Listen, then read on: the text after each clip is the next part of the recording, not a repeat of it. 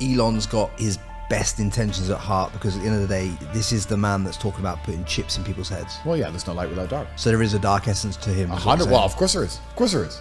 So what is that in your opinion? Well, yeah, I mean, you can look at Elon from your perspective, and you can say he's an evil person who's trying to make cyborgs control us all, or you can say he's a person who's trying to advance technology and help people who can't walk again. Which one do you believe he is? I don't have to believe he's either one, because... But you would have a belief. No, but I like Elon. So I believe he's intelligent enough to understand that if the technology can be invented, it will be invented. So good or bad actually has nothing to do with it.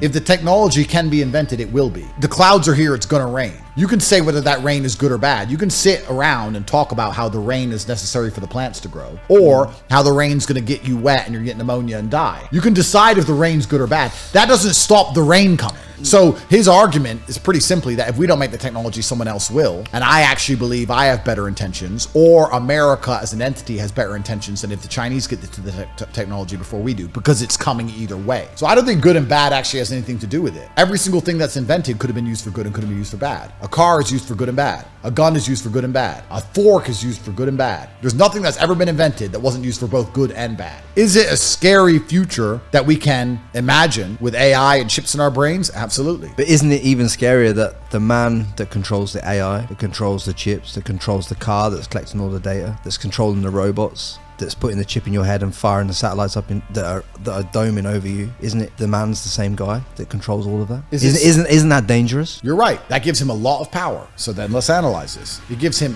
almost unchecked, unprecedented power. You're right. So he's monopolized power because he's monopolized very important industries, which are going to be innovative and control the future and control different planets perhaps. But how do you fix that? I mean, we can try and break up his monopoly, but if he's the only one with the expertise, then the technology simply doesn't get invented at all by the West. There's a technology wall around China. So I would argue, we talk about things like Neuralink. China probably has it too. It's just not on videos and no one talks about it. There's a technology wall. Truthfully, it's a technology race between the Chinese and the West. That's what's happening. But you've always said that you're a man of God. Correct. And in the Bible and in the Quran, it talks about, people in sheep's clothing coming into this world, looking like a saint, but not being that way. I don't think he's a saint. I don't think he's a saint. What I'm saying is, if we prevent Elon from having a monopoly over industries that he's the most competent in, that he's the only person who can advance us as quickly as he's advancing us in, if we slow him down via regulation or we slow him down out of fear, it does not stop these things being made. Instead, they're going to be made by a different culture that we don't understand behind a technology wall, who might weaponize these things against us. AI, within 50 years, is going to be at a level where it can destroy humanity, one way or another.